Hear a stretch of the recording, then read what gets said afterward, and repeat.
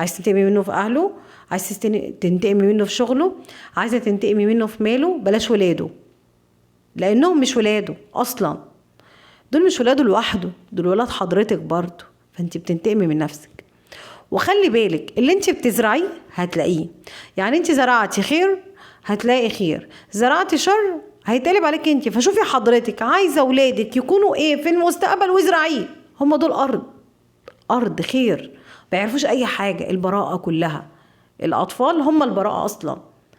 ولكن شوفي حضرتك عايزه تزرعي ايه في ارضك وازرعيه ببساطه شديده قوي. عايزه تزرعي اخلاق هتلاقيها، عايزه تزرعي تسامح هتلاقيه، عايزه تزرعي حب هتلاقيه، عايزه تزرعي انتقام وكراهيه وانانيه هتلاقيه. وهتلاقي ولادك لما يكبروا مش هيسالوا فيكي اصلا. انت سالتي في مين عشان هم يسالوا فيكي؟ اللي انت بتديهولهم هم اللي هيديهولك، بس انت مش واخده بالك. فخلي بالك قوي لما تيجي تلاقي ابنك النهارده ما بيسمعش كلامك، اقعدي حاسبي نفسك، هو ليه ما بيسمعش كلامك؟